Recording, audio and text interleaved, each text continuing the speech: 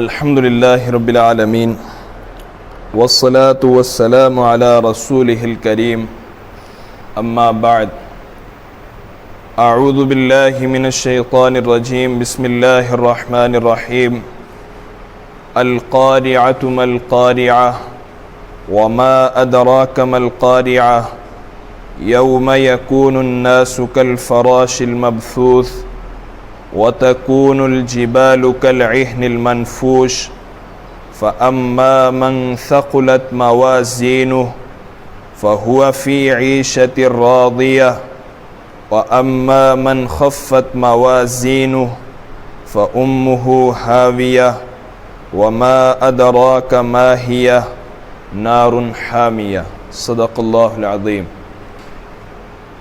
محترم بزرگوں اور ایمانی بھائیوں، اس سورۃ المبارک کا نام سورۃ القارعہ ہے۔ اسی سورت کے شروع میں القارعہ کا لفظ آیا ہے، اسی وجہ سے اس کو القارعہ کہا گیا۔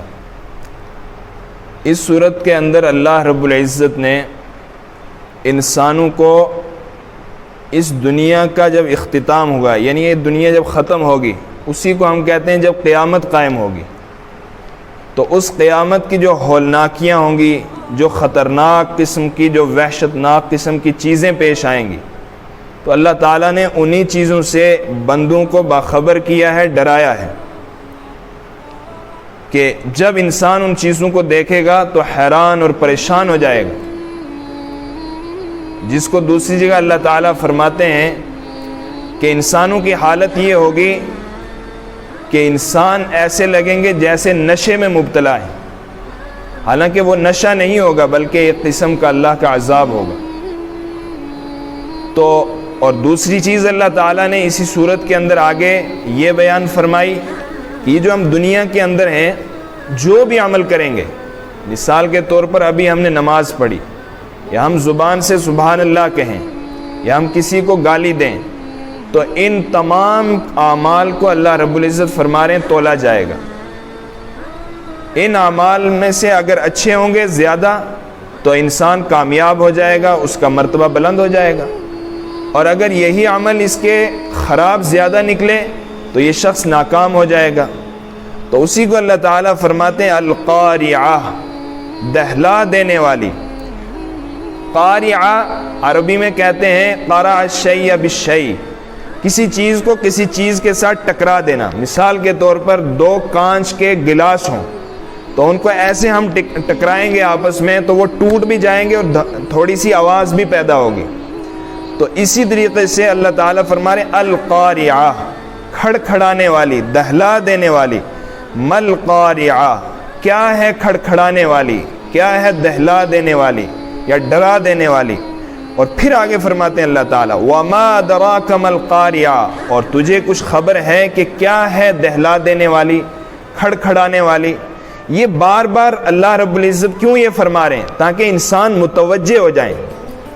جیسے ہم کہتے ہیں نا کسی کو تجھے پتہ ہے آج کیا ہوا، تجھے پتہ ہے، بار بار کہتے ہیں کیوں؟ تاکہ یہ میری طرف متوجہ ہو جائے، پھر میں اس کو بتاؤں کہ کیا ہوا۔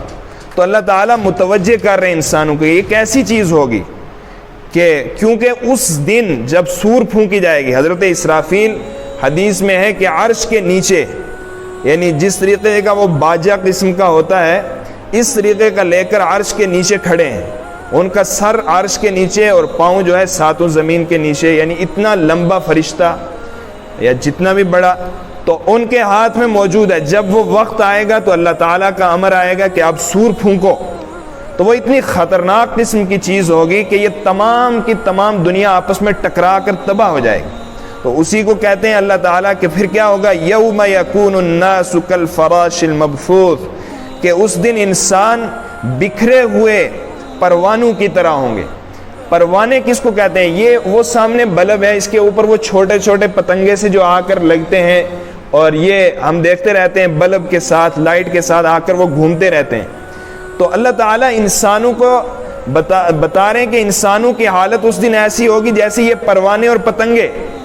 ان سے کیوں اللہ تعالیٰ نے تشبیہ دی، یعنی ان کے ساتھ کیوں ہمیں ملایا انسانوں کو؟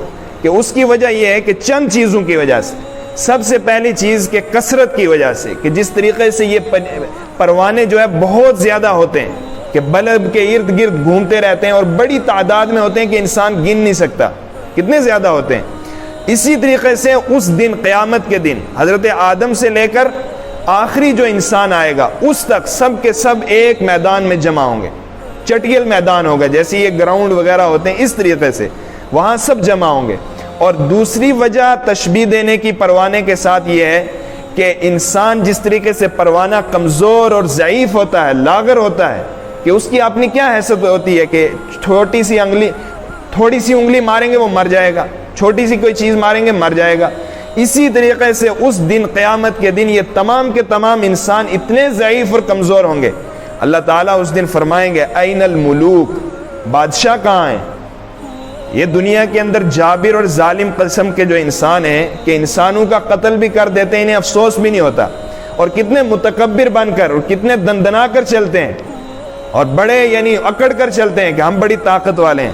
تو اس دن یہ سب وہاں جمع ہوں گے, فرعون, حامان, قارون, آج کے ظالم جو بھی ہیں یہ سب جمع ہوں گے. تو اللہ تعالیٰ اعلان کریں گے این الملوک, کہاں ہیں وہ بادشاہ لوگ جو ظلم کرتے تھے؟ کوئی آواز نہیں آئے گی. پھر اللہ تعالیٰ کہیں گے لیمن الملک الیوم, اب یہ بتاؤ آج کس کی بادشاہت ہے؟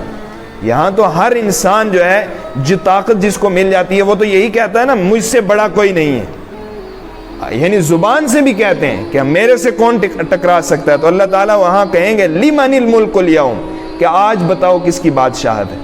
تو انسان اتنے کمزور اور ضعیف ہوں گے کہ کوئی بول نہیں سکے گا. تو پھر اللہ تعالیٰ خود کہیں گے للہ الواحد القہار, کہ آج بادشاہت تنے تنہا زبردست مالک اللہ کی ہے.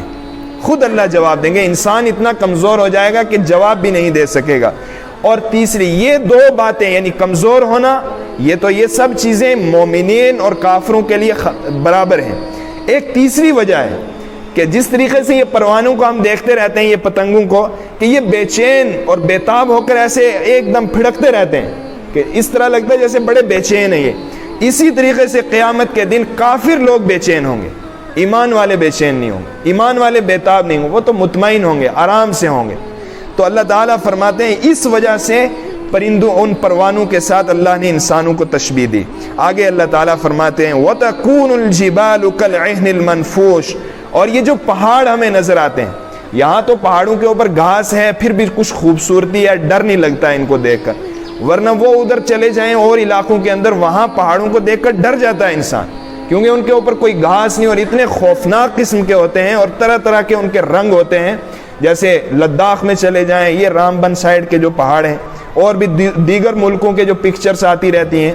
تو اللہ تعالیٰ فرماتے ہیں وَتَكُونُ الْجِبَالُ, اور پہاڑ كَالْعِهْنِ الْمَنْفُوشِ, کیسے ہوں گے کہ دھنی ہوئی رنگین اون کی طرح. دھنی ہوئی رنگین اون کا کیا مطلب؟ قسم قسم کے رنگ کی جو روئی ہوتی ہے اس کو جب دھنا جاتا ہے, دھنتے کیسے, وہ ایک لکڑی لے کر ایسے مار مار کے اس کو پتلا سا کرتا رہتے ہیں, تو وہ روئی جب اڑتی ہے تو اس کے کلر کی جو مختلف کلروں کی وجہ سے جو اس کی شکل بن جاتی ہے وہ عجیب یعنی لگتا ہے. اسی طریقے سے چونکہ ان پہاڑوں کی ان کے رنگ بھی, ان کی شکل بھی مختلف ہے, کسی کا کوئی رنگ کسی کا کوئی رنگ, تو اللہ تعالیٰ نے فرمایا کہ یہ پہاڑ اس سور کے اوپر ویسے ہی روئی کی طرح اڑ کر پھریں گے, یعنی یہ بے حیثیت ہو جائیں گے. آج ایک پہاڑ گر جائے تو اس کی وجہ سے کتنا نقصان ہو جاتا ہے. اللہ تعالیٰ کہہ رہے ہیں کہ قیامت کے دن یہ اتنے بے حیثیت ہو جائیں گے جیسے روئی کی کیا ہے, کسی کو نقصان پہنچا سکتی ہے؟ نہیں. آگے اللہ تعالیٰ فرماتے ہیں یہ تو ہو گیا کہ قیامت قائم ہو گئی, ختم ہو گیا دنیا. آگے کیا ہوگا کہ پھر جب انسان زندہ ہوں گے فَأَمَّا مَنْ ثَقُلَتْ مَوَازِينُ, بہرحال جس شخص کا اعمال کا ترازو بھاری ہوگا. ہمارے جو میں نے پہلے عرض کیا کہ ہمارے جو یہ عمل ہیں ان کو تولا جائے گا. اب ہم بہت سارے لوگ جو ہے اعتراض بھی کرتے ہیں کہ عمل کیسے تولیں گے. مثال کے طور پر ہم نے لا الہ الا اللہ کہا تو اس کے کوئی شکل ہے, کون سی شکل ہے کہ اس کو تولیں گے؟ لیکن آج کے دور میں یہ چیز مشکل نہیں رہی. پہلے دور میں یہ اعتراض کیا جا سکتا تھا لیکن آج مشکل نہیں رہا. کیوں کہ آج ہوا کو بھی تولا جاتا ہے. دیکھتے نہیں ہم, ہوا جو ہے اس کا بھی تولنے کے آلے آ چکے ہیں کہ تول کر بتا دیا جاتا ہے یہ کتنے کلو ہوا ہے. اسی طریقے سے بخار ہے, کہ اس کو لگا بخار ہمیں کہیں نظر آتا ہے تو لیکن بتا دیا جاتا ہے کہ اتنا بخار ہے. تو ہر چیز کے تولنے کی چیزیں آج موجود ہیں. تو پتہ چل گیا یہ اعمال بھی اللہ تعالیٰ تولیں گے. کیسے تولیں گے یہ اللہ رب العزت بہتر جانتے ہیں. فَهُوَ فِي عِيشَةٍ رَاضِيَةٍ. تو جس شخص کے اعمال کا ترازو بھاری ہو جائے گا وہ کہاں ہوگا؟ فی عیشۃ راضیہ، من پسند کی زندگی میں ہوگا، آرام کرے گا، کوئی پرواہ نہیں ہوگی. دنیا میں کتنے جھمیلے ہیں، کبھی اس چیز کی فکر، کبھی بیماری، کبھی پریشانی، کبھی دکھ، کبھی درد، کبھی قرض کی فکر، کبھی کسی اور کی پریشانی. اللہ تعالیٰ فرما رہے ہیں ایمان والوں کو، نیک لوگوں کو وہاں کوئی فکر نہیں ہوگی، مزے ہی مزے، بے فکر رہیں گے. وَأَمَّا مَنْ خَفَّتْ مَوَازِينُهُ، لیکن بہرحال جس شخص کا اعمال کا ترازو ہلکا ہوگا فَأُمُّهُ حَاوِيَةٌ، تو اس کا ٹھکانہ حاویہ ہوگا. حاویہ کیا ہے؟ وَمَا أَدْرَاكَ مَا هِيَ، اور تجھے کچھ خبر ہے کہ وہ کیا چیز ہے حاویہ؟ اللہ تعالیٰ آگے خود فرماتے ہیں نار حامیہ، کہ وہ دہکتی ہوئی آگ ہے. کہ جیسے یہ انگارے ہم دیکھتے ہیں جب خوب گرم ہو جاتے ہیں تو وہ کیسے دہکنے لگ جاتے ہیں، لال لال ہو جاتے ہیں. کہ وہ شخص جس کے اعمال کم ہوں گے، جس کے اعمال جو ہے خراب ہوں گے، اللہ تعالیٰ فرماتے ہیں اس کو دہکنے والی آگ کے اندر ڈالا جائے گا. تو اس سورہ مبارکہ کے اندر اللہ رب العزت نے ایک تو انسانوں کو خبردار کیا کہ ایک ایسی گھڑی آئے گی جب اس دنیا کو فنا ہے. اللہ تعالیٰ یہ سمجھانا چاہتے ہیں کہ کبھی بھی انسان دنیا کی زندگی سے دھوکہ نہ کھا جائے کہ اس کو اس دنیا کو بھی ختم ہونا ہے. انسان تو ہمارے سامنے ختم ہوتے ہیں، یہ دنیا خود بھی ختم ہو جائے گی. اور دوسری چیز، ختم ہونے پر یہ نہیں ہوگا کہ تم سب مٹ جاؤ گے جیسے کفار کہتے تھے. تمہارے اعمال جو ہے ان کا حساب لیا جائے گا. جو بھی عمل کرو گے، اچھا کرو گے اس کا بھی حساب ہوگا، برا کرو گے اس کا بھی حساب ہوگا. تو اللہ رب العزت ہمیں صحیح زندگی گزارنے کی توفیق عطا فرمائے.